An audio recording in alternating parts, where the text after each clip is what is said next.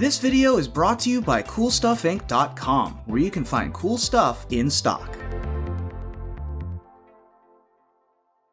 Hello, and welcome back to another day in the arena. It's me, it's CGB, and today in the arena, a nice chill day in the glowing aftermath of the last few videos. We got to have Thanksgiving with a food deck. We got to play on Black Friday. We played Cyber Monday with the robots. And of course, the Ultimate Evil video, number 666. I hope you enjoyed it. As I'm recording it right now, it hasn't gone live yet. I can't wait to read your comments, see what you say. I know that a collab with MBM has been requested for a long time, so I hope you guys enjoyed. And today, what are we doing in the arena today? We're going full colorless. I hope that you won't hold the Gigantha against me. That's just, I mean, the only way to cast it is the golden egg. But anyway, here's what's really up. So profile, rank number 428. I just missed a special number. So there are 3 hours and 12 minutes to go in the season. In the past, I've made videos where I recorded playing ranked for the last hours of the season because it was exciting, but that was partially because I never planned to use the qualification to do anything. Now that I've played the qualifiers, I figure why expose myself to the potential feels bad of deranking myself out of the top 1200? So I'll hang out at this rank. Also, for anybody else who's getting to Mythic and wondering what rank to camp, it depends a lot on how many people are playing Mythic. So here around Thanksgiving, I was ranked, I think, like 220 on Thanksgiving or something like that. I don't know. The last time I played, and I've just been watching it grow higher without playing ranked for like 4 days because nobody is playing because it's the holidays. On a typical season, you need to be in about top 400 24 hours before reset to feel good about camping or considering camping, because the more people play, the more your rank could change. But around the holidays, times like this, not so much. So we're chilling on the rank, which means today we get to jank. And where'd my deck go? Where's my colorless deck? Oh God, no, everybody's gonna look at all my beautiful Yorion decks and wonder when I'm going to play them. The hype in comments is going to be real. Hope you took a screenshot. But anyway, colorless, full-blown colorless, no basic lands, no lands that tap for colored mana of any kind. Let's walk through this pile of nonsense. So when it comes to these colorless decks, I think I see a lot of people shove in pretty bad cards cards that I wouldn't play anyway. Because they look at a very small pool of colorless cards and say, Gingerbrute's a card. I guess I'll put Gingerbrute in my deck. Solemn Simulacrum is a card, even if it doesn't fetch a basic land. I guess I'll just put it in my deck. And I basically try to focus this deck on one thing, which is Forsaken Monument and Ugin, and everything else doesn't really matter. If we draw these cards, we have a chance. If we don't draw these cards, then the other cards aren't really going to save us. Like, we're not going to win a game playing Mirror Construct and Crystalline Giant and Maze Mind Tome, if those are the spells we cast. Like, so when you focus on these, I focus on ramping into them, staying alive. So that's why we have Golden Egg. Just draw deeper into the deck, gain some life, maybe cast Gigantha. 4 Maze Mind Tomes, duh. Stonecoil Serpent, awesome with the Monument when it goes huge. A Soul Guide Lantern, just draw deeper into the deck, hit the graveyard a little. Shadow Spear, this can make a big difference. You throw it on the Serpent, you can gain a lot of life. Same thing with the Construct, force them to target it, blow it up. We'll get to that in a second. The Crystalline Giant is just RNG. It can be great, it can be a menaced first striker that doesn't do anything. I don't know. Palladium Mirror sucks against Bone Crusher Giant, which is the main problem with the card, but maybe we'll come up against an opponent who's not ready with Bone Daddy, and we can play this and actually ramp into something useful, like a Forsaken Monument. Lithoform Engine. A little more value in your value deck. The deck goes over the top really well if it does play a monument, but then it does need something to do with all the mana and find Ugin. So Lithoform Engine can copy Maze Mind Tomes and copy all kinds of things, of course, but mainly you want to think about how do I stay alive and get deeper into my deck to find Ugins. Myriad Construct. This is a fun one with Kicker, and we'll get to the Kicker land that we have, but this is a 4-mana 4/4, and if it's a target of a spell, you create a number of 1/1 construct tokens equal to its power. It's not bad, and the Kicker is mostly bad. It enters the battlefield with a +1/+1 counter on it for each non-basic your opponents control.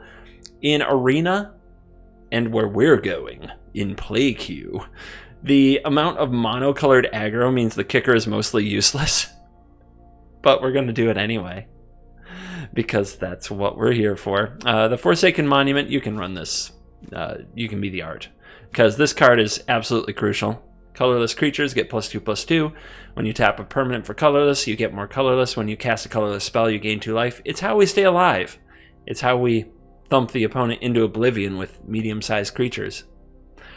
Ugin, the Spirit Dragon, this is the thing. It sweeps their board, we get to keep our board, because everything except for Jegantha is colorless. So we have to draw Ugins, we have to play Ugins.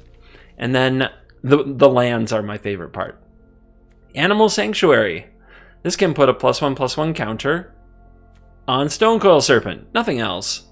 It actually doesn't put counters on Elks. It's kind of a big fail. If they ever thought Oko was going to be legal, it's a big fail.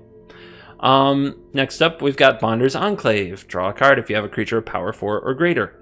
On our own, all we've got are the Serpents and the Constructs and the Jegantha, but with the power of Forsaken Monument, you can draw off your Crystalline Giants and your Mirrors as well. Crawling Barrens. This is a big one. This one's actually pretty hard to deal with, and with extra mana from the Monument, you can go really big with Crawling Barrens. Labyrinth of Scophos, another big one that actually removes attackers from combat. One of the ways to stay alive. And then Radiant Fountain, free 2 life, OP. And then we've got Throne of Makindi, which, I mean, we may as well, because Field of Ruin was a card we could run, but we don't have any basics to fetch with it. So with this, you put a charge counter on the throne, and then you can use that mana to kick the Myriad Construct. I could have also played Unknown Shores in this spot to cast Jegantha more reliably, and that is a smarter move. But I was just committed to not making mana of any color other than with these eggs. I mean, really, it should be Unknown Shores. What? Come on. The meme has gone far enough. It really has. Unknown Shores can tap 1 to add 1 mana of any color. That can play Jegantha. We'll put 2 of those in here for 2 Thrones of Makindi to give Jegantha, the Wellspring, a real chance of being cast. All right. Let's dive into the play queue and let the jank begin. Sure. Tome, Ugin, Ramp on the draw. Let's go. What you got, J-Man 724? If I Hedron dance at you, do you dance back? It's the play queue. Guys, in the play queue, don't bring the spiky mindset, the same spiky mindset you bring to the ranked queue. There's no point. We need a land. Would I rather have 2 scries at it or a draw and another draw? I suppose I'd rather have another draw if I'm not under pressure. Although the Tome is a card that's much more likely to get countered, but the opponent's on the play, so they can already counter this. So, all right, draw. So the other thing about play queue is it is set up in matchmaking to mirror match you. So I'm going to guess our opponent is playing an Ugin deck as well, until I learn different. Midnight Clock, tick-tock. Tick-tock, tick-tock. Eventually they draw a bunch of cards. Let's go for the mirror. This is a card they can bounce with a Brazen Borrower or Into the Royal or something, but we may as well start here. Evolving Wilds. For blue. Okay, they're a crab deck. They are a mill deck. What a degenerate. Mill decks in the play queue. Those are OP. They're overpowered. I cast Golden Egg. I want a land. Thank you. Alright. 6 mana. We could play Tome and draw with it. We could play Tome, and if they counter it, play a Serpent. We can go for the Construct, which will probably be countered. Is this a turn where we want to make our opponent counter a spell? Or do we want to more resources? We have a lot of resources. Let's start forcing the counters on our creatures. I also don't think kicking this thing is ever going to matter against a deck full of islands. Good old-fashioned cancel. Classic. And no land, so this is a 3 counterspell hand and a midnight clock. How will we dissect them? I cast Maze Mind Tome. Resolves. I cast Myriad Construct. Right about the time we wear down the counterspells, that's the time that the opponent gets more cards with the clock. It's brutal, really. Anti-cognition. So they are a mill deck. They just haven't drawn anything that mills me yet. Maybe they're just Crab and Maddening Cacophony. Witching Well. Well, they can draw cards with that. So now we want to keep their mana busy.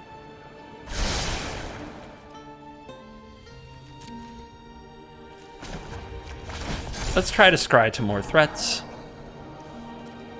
We could also scry for lands, because eventually we have to resolve the Ugin, so maybe I just keep this. Especially since I have threats to play. Boom. Radiant Fountain. I cast the Crystalline Giant Mecha Godzilla the Weapon. Are you afraid? Reign of Revelation. Draw 3, discard 1. Hi. Alright, well they're mono blue, so they don't have a lot of ways to get things off the battlefield. They might have that card that bounces 2 creatures. So we want to deploy another creature here is what I'm trying to say. So it's a good time for a Stonecoil Serpent. And let's see what we hit. Hexproof would be nice. We get Menace. Up to 8 counters on the clock, which is a brand new hand for our opponent. But they've missed a few land drops. Without a lot of lands, sometimes drawing a ton of cards doesn't matter too much. We needed those Crawling Barrens. Savage Secret Keeper.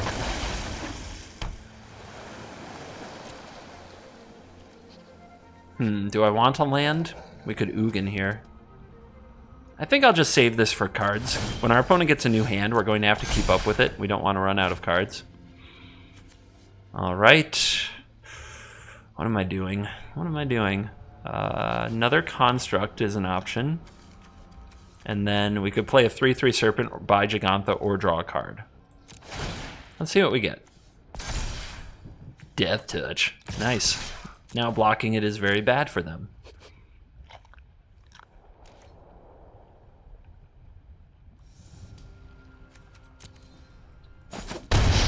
We've got a hit. Alright, let's see if the Construct resolves. The kicker wouldn't add anything. The opponent has no non-basics. We want them to use counter spells or something. We don't want them drawing cards with the well.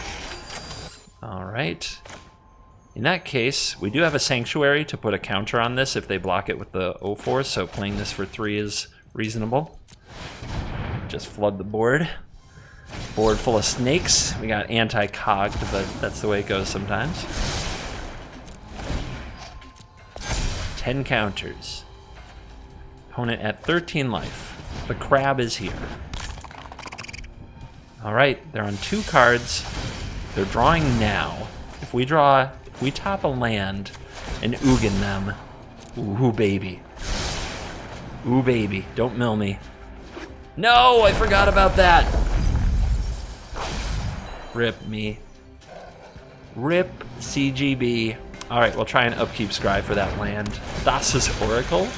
You know that you have to mill yourself if you want the Oracle to work. It's kind of weird. But hey, they're trying to put together some kind of a mono blue mill deck. I've been there, that struggle is real. That struggle is so real. Alright, Scry, come on. Alright, if I missed this land and it was a land on top, I blew this. Ah! Rewarded, the Shuffler's fine. Rewarded.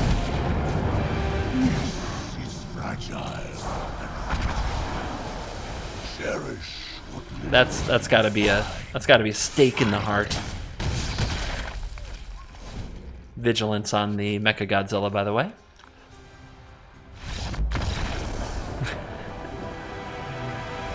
Have you heard of Ghostfire? It's well, I don't like to brag, but it is my greatest creation.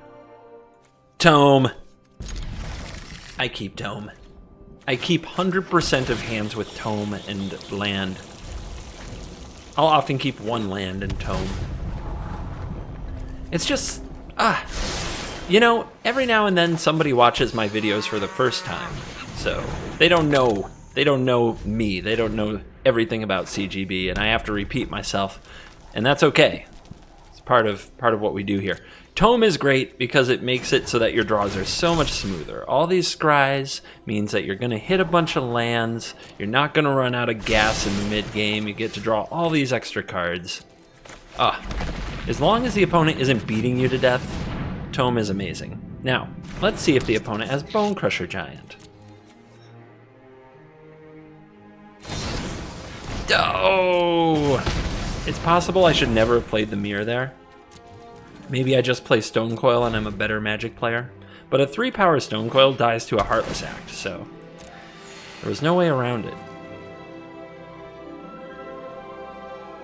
We really want another land, so I think we're going to double scry the Tome to try to hit it. Skyclave Shade.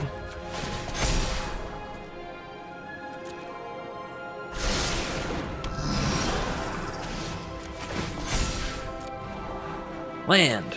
Cool.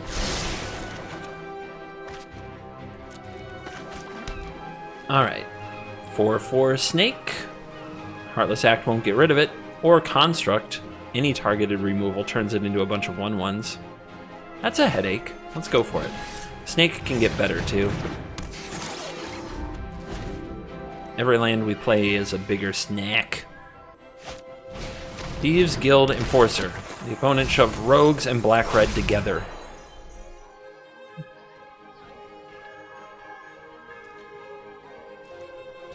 No attacks, you coward. Alright.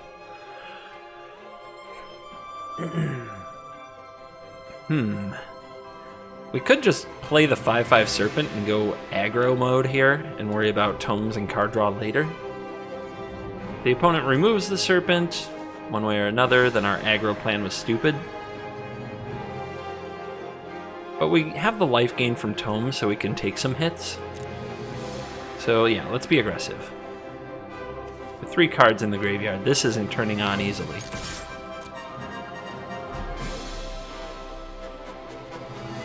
Becomes the target of a spell. Too bad I don't play spells. There aren't a lot of colorless, you know, spells that are spells out there. Wow, Malachor Rebirth? It's next level. So it comes back and mills 2 more. What do you do when your Thieves Guild Enforcer only has 3 other Thieves Guild Enforcers to trigger it? We just cast it like 12 times.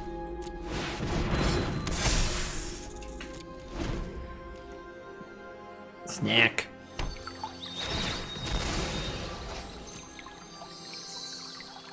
Snack. Snacky snack. Doing snack things. Alright, we're casting the Bone Crusher Giant. Would you like to attack? No.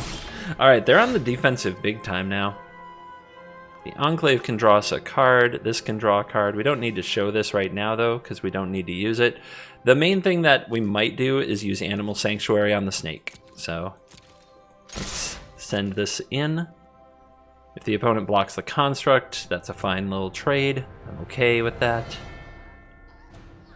Maybe I shouldn't be. Maybe the construct is so hard to deal with, I shouldn't be okay with that. Wow. They want this in the graveyard again. They must have Malachor Rebirth again. But all that trample damage is going to hurt.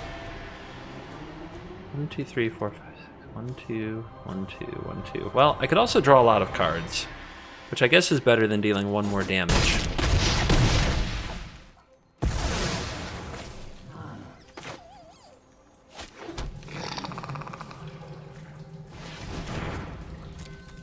Okay, so we're getting to the part of playing this deck that isn't as fun, which is you have to really think about which lands you tap. Which is actually kind of a pain. Auto Tapper has no idea what you need to be holding up. So if you have a Stonecoil Serpent, it makes a lot of sense to hold up Animal Sanctuary if they try to kill it with, say, Bonecrusher Giant plus Heartless Act. Order of Midnight, get back Thieves Guild Enforcer. Oh, opponent. You live to tilt me. Alright, let's draw cards.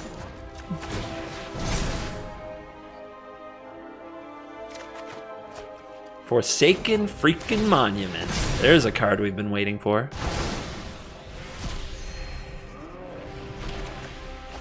And a Radiant Fountain. And a Lithiform Engine? Okay. 1, 2, 3, 4, 5, and then 1, 2, 3, 4. Nice. This is glorious, actually. Let's go. So, we could attack with the Stonecoil Serpent, but the opponent will play Thieves Guild Enforcer and block, so we're not going to. Because it will have Death Touch this time. So we may as well save our Serpent to hold back the Skyclave Shade and attack the opponent in the future after we've exiled all their pretty toys. Play all your stuff. Come at me. Give it to me. Let's go.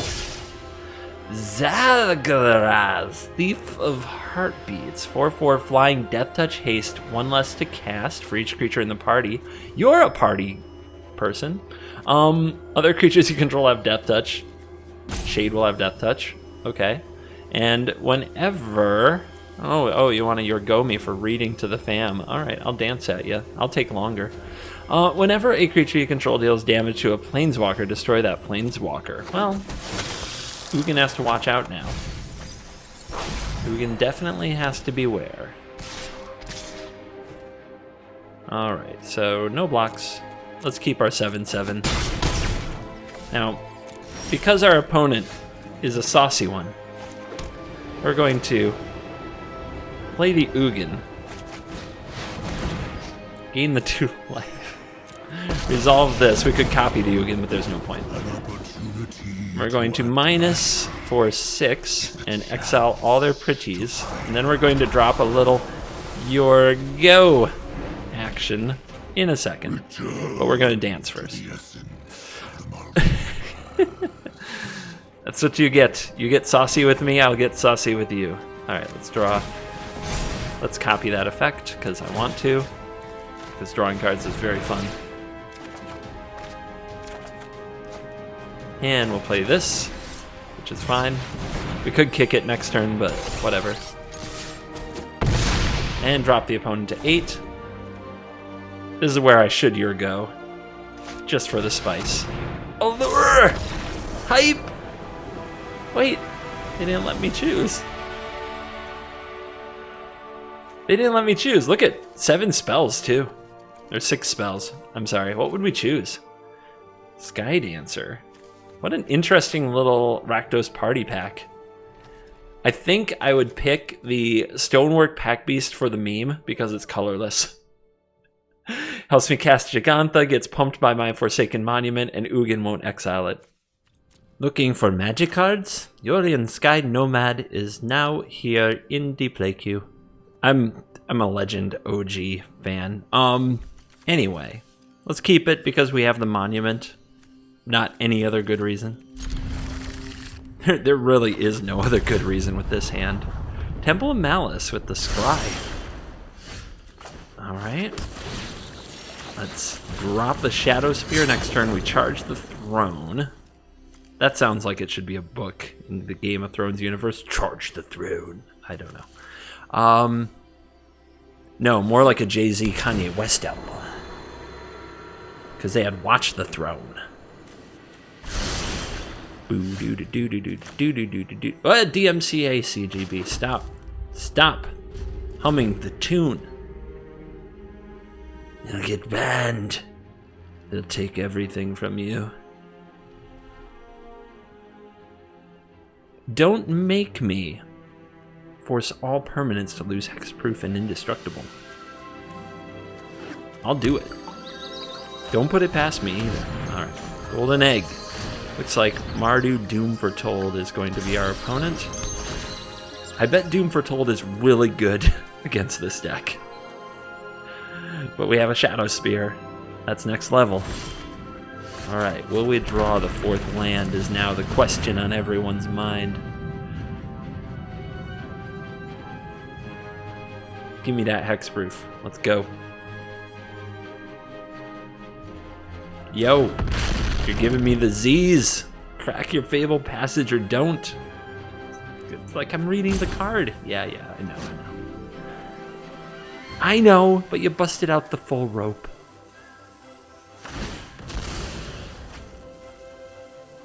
You could read this card for hours, to be fair. Boom! +1/+1 counter, 4/4. A 3-mana 4/4, guys. That's broken. That's broken in half.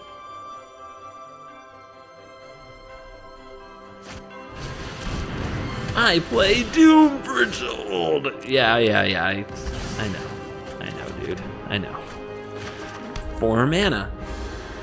Do we play the Construct when we might be able to kick it? Or do we play one of these? Or do we play Lithoform Engine and let it die to Doom Foretold?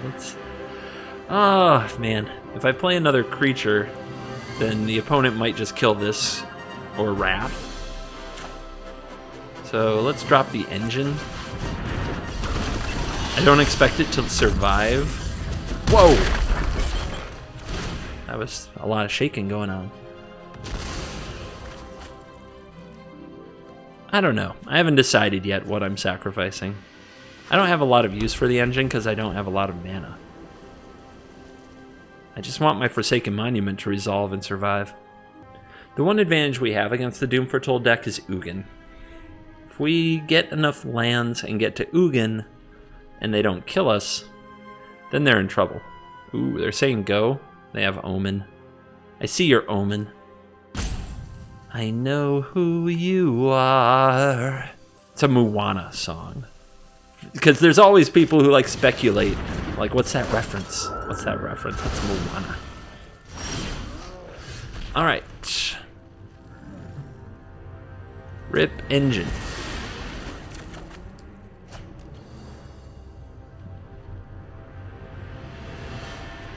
Land would have been nice. I guess we'll try to draw it with the Tome. We can get some value out of this sucker, even in the face of the Doom Foretold. Nice. Put a stop on our next upkeep so we can draw again with the Tome, then sacrifice it. The opponent has to give up their Skyclave Apparition, which gives me a 3/3, or they have to give up their Doom Foretold and admit that they're the inferior Magic player. Or they're just going to Yori in the Skyclave Apparition to get my Tome. Okay, you have to buy the Yorion first. Those companion rules have changed. We want to scry? No, if we draw a land, we can play Monument and draw with Tome, which is sick. Okay. No land.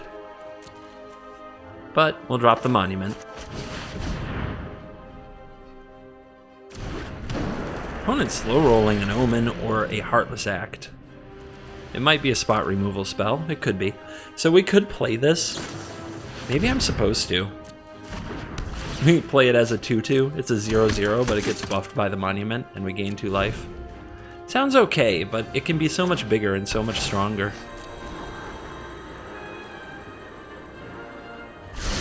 Let's see if they have an Elspeth Conquers Death for the Monument. It is the best card they could have. Because then I can't even play the second one, because they just Yori in the Monument, the ECD. So I would have to start drawing cards and trying to find Ugin and the land to play it. Instead, it's Skyclave Apparition number 2. You can't hit the Monument. It's too expensive. 4 or less. Gotta read your cards. Alright. I'll scry it up. Another land. I think at this point we dig for Ugin.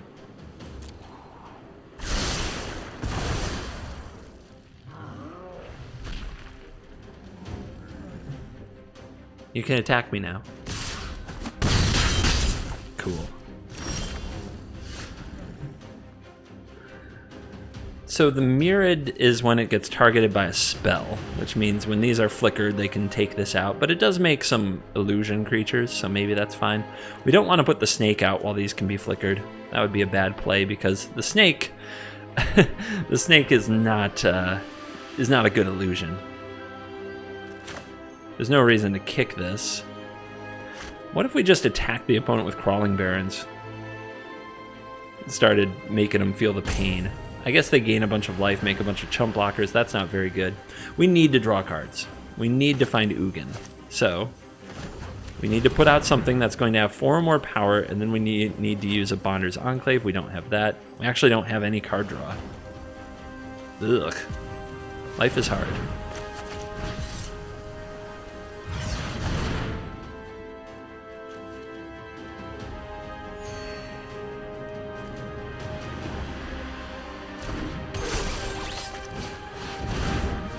I've decided we're just going to play a bunch of creatures and make it hard for the opponent to attack us, and that buying more time will help us find that Ugin and plays into that game plan. But we don't expose the snake. Not while there's Yorions and Skyclave Apparitions around. Hexproof. Give it to me. Lifelink.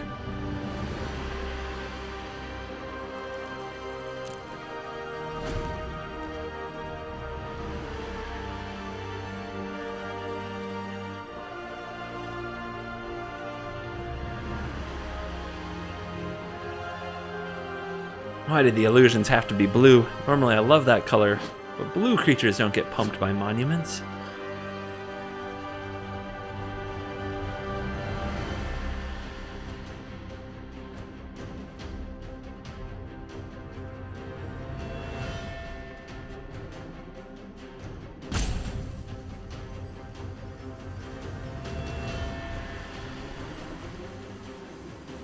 These...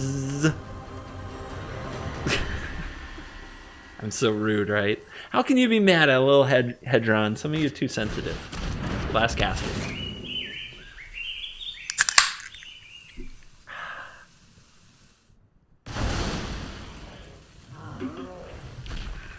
That's fine. I'll get it back when I Ugin you.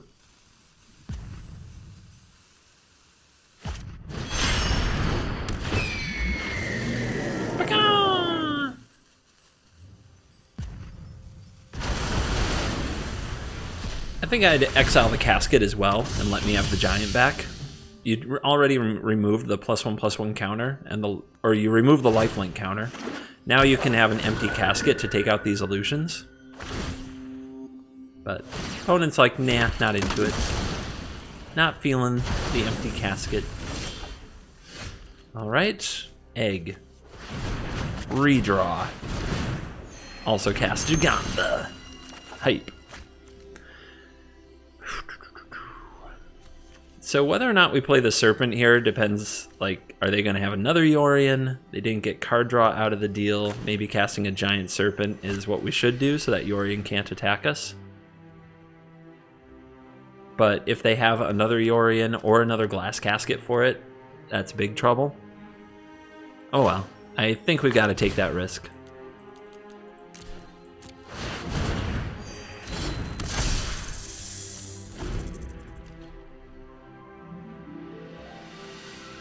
We've got a lot of ways to remove it.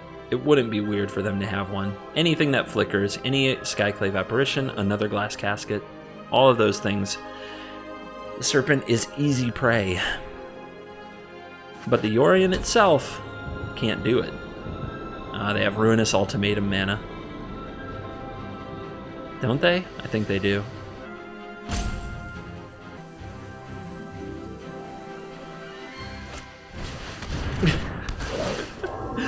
After 10 minutes of thinking, I will remove it. Good lord. Come on, man. Mega Z's. Easily the best play they could possibly make. I don't know. Maybe I shouldn't. Oh, that's fun. That's fun.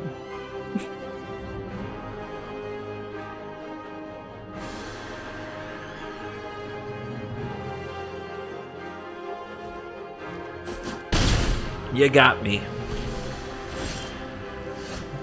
No! Could have put a counter on my snack. Let's see. 1, 2, 3, 4. That can charge a Barons. Then we have 1, 2, 3, 4, 5, 6 to buy a Gigantha and play a thingy. So this would be what, a 4/4? It's not particularly good. Charging in there, it just dies to the tokens. So we'll play a U. Float some mana. And we'll purchase a U. And we'll cast you. I mean, it's just a 5/5. Charging the Barons is probably better because it can go bigger. And we can gain 3 life from the egg, which might be important to racing a Yorion.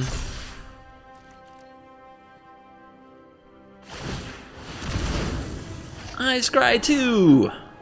It was all part of my plan.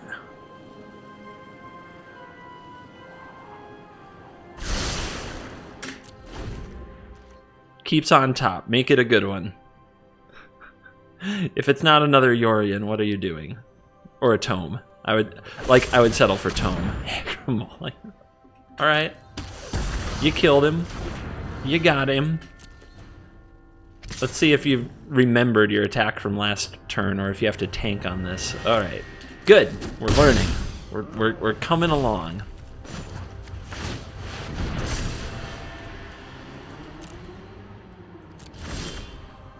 There's an Enclave. Okay. So this is where careful taps become a thing.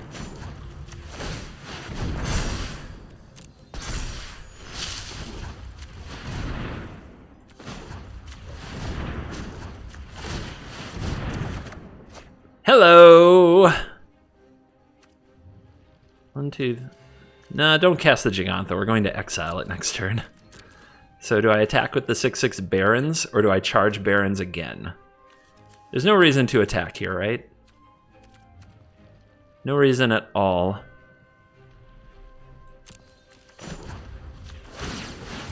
So we'll do this instead.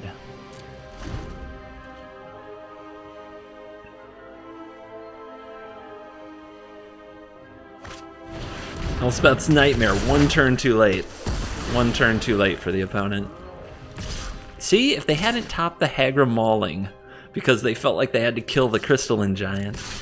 They feared the Giant. Oh, okay. You're going down, Magic card. This is the end of the line for you.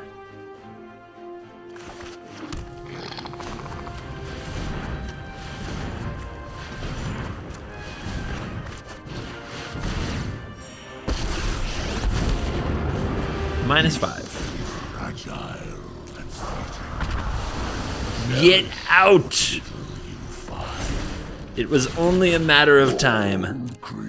And a takeaway you can have if you're watching this and you play the Yorion side like I often do, when it is only a matter of time, when Ugin is on the way, you have to play like the game's just going to completely get obliterated and your board is going to get obliterated. So every turn you have to deal as much damage as you can. So as bad as some of those attacks might have looked, the opponent probably should have been more aggressive. I don't know. Maybe it wouldn't have mattered anyway, but just something to think about. Oh baby, 1, 2, 3 curve.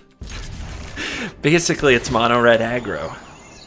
How could you ask for more? You can't.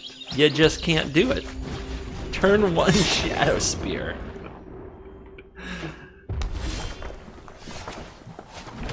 Naya? What do we got here? What have we got here? We don't have either of our key cards for our side. We don't have Ugin. We don't have Monument. The shrines. That. Oh god, now we need. Alright, so everything we do has to be about drawing and playing Ugin. Or we could try to beat them to death with a Crystalline Giant. This is actually already a big decision, whether or not we ramp. And I think we do, because I think they're just going to want to play a Shrine, so it's very likely we get to use this card. But it does take us down a less aggressive alley, where we have to draw Ugin. I think. And I guess I mean, it's... Yeah, we said it in the intro. My Ugin deck needs to draw Ugin, right? So I guess we'll play for that. End of story. Alright, 6 mana. How to use it. Construct and Golden Egg. Construct could be kicked, not that that would be particularly good. Snake and Crystalline Giant. You have to believe they run sweepers.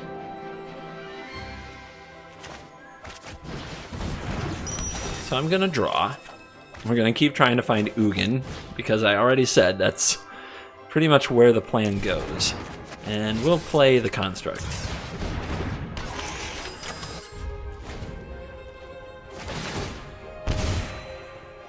Because if Shrines just gets to kick back and play a Shrine every turn, they'll win. You have to do something about the Shrines. That's the only thing that the Shrines deck has going for it. If you don't interact with it, it wins. And you do have to be able to interact with enchantments, or you have to be able to pressure them so much that their enchantments don't matter. Our deck isn't built to pressure them that much, and we definitely took a line where that's not going to happen, so we need to draw interaction. Our deck only has one thing that does that. Fortunately, it does that on a huge scale. The frickin' Spirit Dragon. Alright, we are in the tank on what mana to make here. What's going on?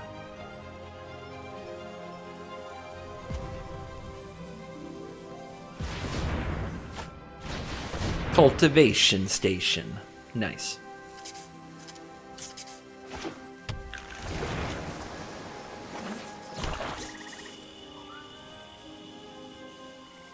Target it? Targeting it would be weird. Okay, they don't target it. So, because we're on the Ugin plan, we play the Enclave and we draw. And we play the Egg and we draw.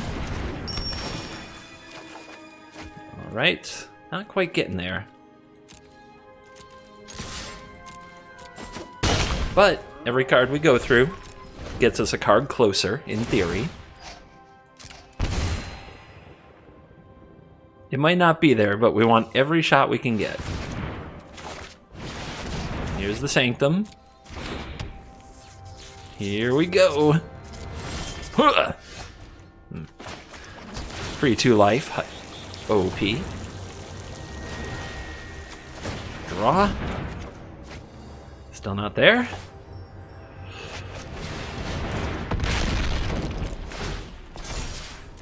First strike acquired. Well, it's got to be the blue one. The blue one's the awesome one. Draw all those cards, get all that value. Things are starting to get nutty over there.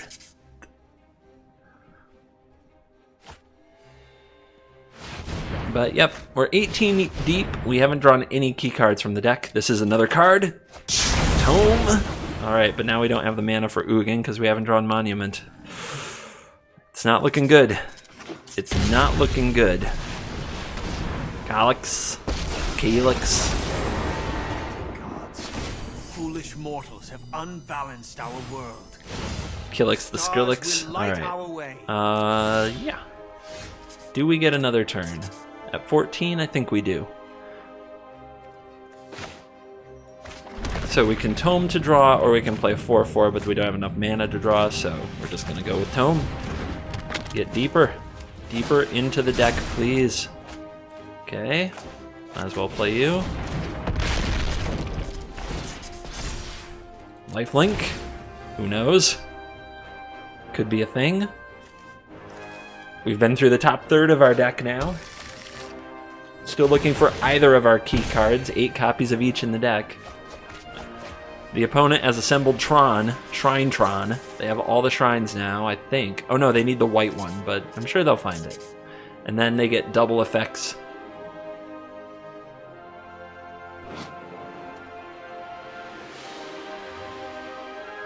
Oh wait, yeah, they can search for it next turn. Okay, they definitely get double effects next turn. Everything we do has to be about staying alive and getting Ugin, because they're going to get double drains. And it's 12? Well, we have 2 eggs, so that's Mr. Brightside for you.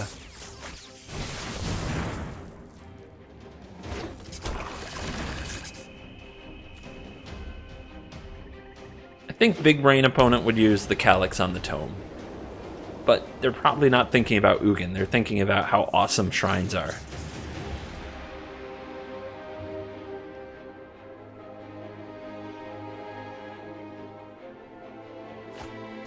Alright, scry for the Ugin. Sorry, Animal Sanctuary. The animals will have to find a different way to get a home, and... Alright, do they have a counter spell?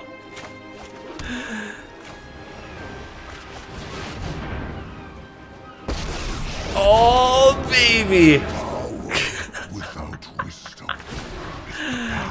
Oh my lord. Alright. Get him out. Yes, you get to kill the Ugin with the Sanctum. That's Mr. Brightside. This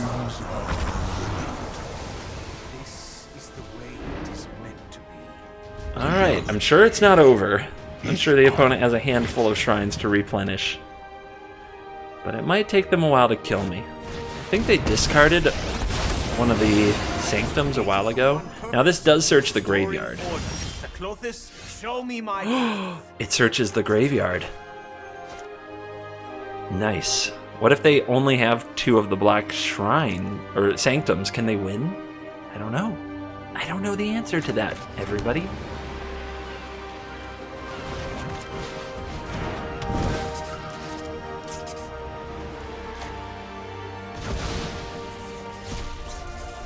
I don't really care about the other green one because they have one in hand. Can't really stop the Calyx. 1, 2, 3, 4. We have an Enclave. Let's go ahead and keep drawing more cards because of Ugin. I'm not really trying to win, I'm trying to keep the opponent from winning.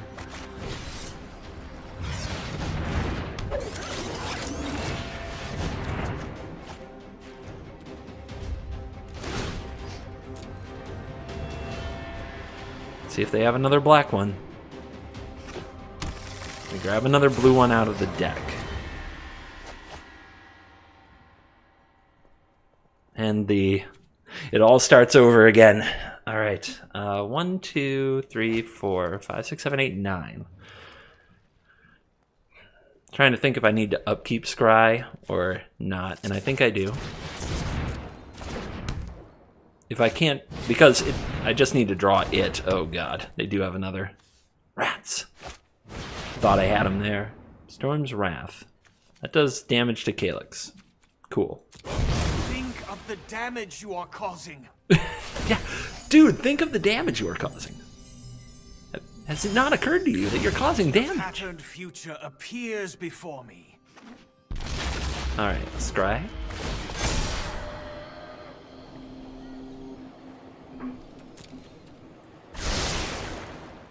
Just let him know.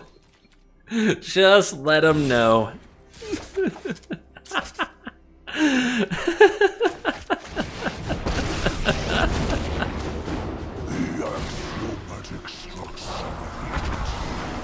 Destiny draws Out of there! Get out! Get out! And here we go again. 21 cards in our opponent's deck. They'll probably kill the Ugin here. If they have another shrine or land to discard, right? They just play the land. They have no basics. Yeah, I think they entered Sad Panda Land. Oh, your go. Love it. Love it. Love a saucy opponent in the play queue.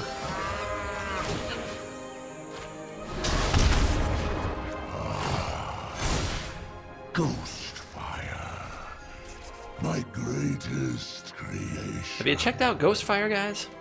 Alright. 1, 2, 3, 1, 2, 3, 4. I mean, we just need to have more Ugins and our opponent can't win. So, we're playing this whole game around, I don't even need to attack you. I don't need to do anything because you've drawn so many cards. I just need to have all the Ugins and you can't win. That's how we play this game.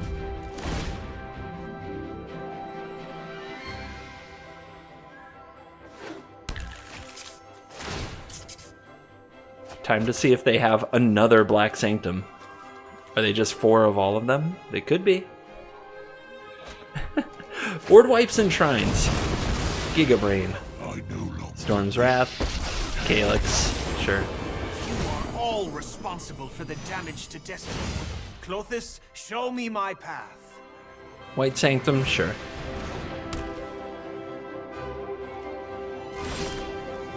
Palladium Mirror. Alright, so we want to draw again with the Enclave, so we need to play a 4/4 Serpent. 1, 2, 3, 4. And 1, 2, 3, 4. And they are out! So the thing I'm making sure is I have enough mana to play Mechagodzilla the weapon and a 4/4 Serpent and use the Enclave. Looks like I have just enough. The other option is to play Mechagodzilla, put a Shadow Spear on it, and then draw, which is a little cheaper. No, it's actually more. Whatever. Win. And we are back for the post-game wrap, and today, it's not about improving the deck. The deck is silly, but it's definitely a kind of colorless deck that I enjoy playing, so I have no regrets in deck choice and experience. This is a quick little fireside chat for the Cool Kids Club, those who watch till the end. Always, anytime you want to let me know in the comments that you watched till the end, it makes my day. And this fireside chat is about the play queue itself. The play queue itself. Cons of the play queue. No stakes, so there isn't really anything binding people to the games. You don't have any control over what your opponent plays. If you play a janky deck and they play a tier 1 deck, sometimes you feel bad. Matchmaking algorithm. It really features mirrors, and if it doesn't know what to do with you, it seems to give you mono red on the draw. So the matchmaking algorithm really tries to match you up with people who have a similar rare count to you, and that means you end up in a lot of mirror matches if you're playing any kind of a deck that people have ever thought of before. Not necessarily that you net decked, but maybe you brewed it yourself, but it was brewed around a concept that a lot of people try. A good example is Conclave Mentor +1/+1 counters. If you read that card, you probably think of a way to build a deck around it, and so do other people. So you end up playing a lot of mirrors. I don't build my decks to beat mirrors. I assume most people don't play what I play. Most of them play mono red, mono green, gruel, aggressive strategies. So most of the time my decks aren't built to succeed in play queue, so it can lead to some feels bads. But let's talk about the positives. Because many of the things that I just mentioned are positives if you approach them that way. There's nothing binding people to the games. That means if you're against mono red or rogues, you can leave. You don't have to play against the tier 1 net deck. There's nothing binding you to the game. You can leave. Would it make you feel better if I told you I'd probably just like turn 2 or 3 scooped hundreds of games a week? Maybe even? Okay, not a week, but maybe in like a 1 to 2 month stretch. I probably just turn 2 or 3 scoop hundreds of games for various reasons. Sometimes I look at my hand and it's just wrong. Sometimes I queue up with the wrong deck. Sometimes I was playing the games in the background while I was watching my favorite streamer, and my wife says it's time for dinner, so I'm just out. Like, I scoop hundreds of games because there's nothing binding me to them. And the only reason I play the play queue is for fun and education, somewhere in the middle.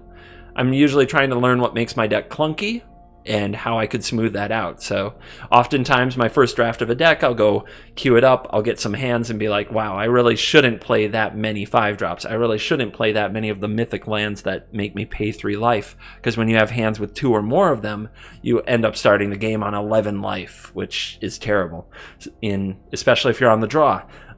So just figuring out little things like that, even though I should know them by heart, oftentimes I need reminders because I'll talk myself into them because they look cool. And play queue is good for that. You can see a lot of hands, you can play your first couple turns, then go back to the drawing board and work on your deck more if that is your passion. Other important things about the play queue. It's not your opponent's job to show up with a deck that you like and make sure you have fun. It's not my job to make sure that my opponent has fun. It's not your job to make sure that your opponent has fun. You might think that's manners, or you might think that that's being a good person. No, it's a game, and we all come to it from a different place. Now, if I am across from you in FNM or a tournament, and I can see that you're not having fun, or I can see that you're the kind of person who really takes cues from others, like your surroundings, about whether or not you're having fun, I will genuinely try to not tilt you. I'll genuinely try to make sure that your surroundings are okay. But online, we don't do that. We can't do that. We don't know where people are coming from or what their situation is. We have no idea.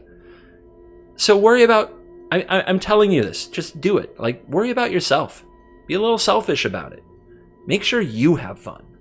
It's okay. It doesn't make you a bad person that when you sit down to a game that you want to enjoy playing, to make sure that you have fun. That means if you're up against a deck you don't want to be up against, scoop. Go find a new opponent. That means if you're playing the game in such a way where you're just queuing up without thinking about it and every result is making you angry, kind of that cycle of hit play, enter game, get mad at the shuffler, quit. If you've done that a few times in a row, you probably need to stop playing Magic.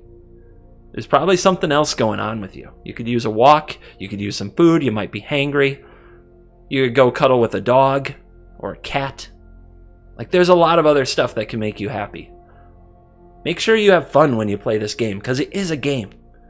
I've seen a lot of stuff out there. You know, I have a Discord. It's got like 4,000 Magic playing fans in it. And I have a YouTube channel, and I get hundreds of comments a day. And there's a lot of people who get upset playing this game. And it's supposed to be fun. This is your public service announcement reminder from me, CGB, that Magic is supposed to be fun. And if you're in the play queue, make sure that you're doing it for good reasons, that you're having a good time. And if the competitive side of Magic, if using it as your competitive outlet is what is fun for you, then go do it. Get on the ladder. Play some ranked. Get up there in Mythic. Right? But have fun. You want to win? You want to try hard? Is that what gives you joy in Magic the Gathering? Then do it. Don't apologize. Go for it. And on that note, thank you for watching this video. As always, I will see you in the next video. Goodbye.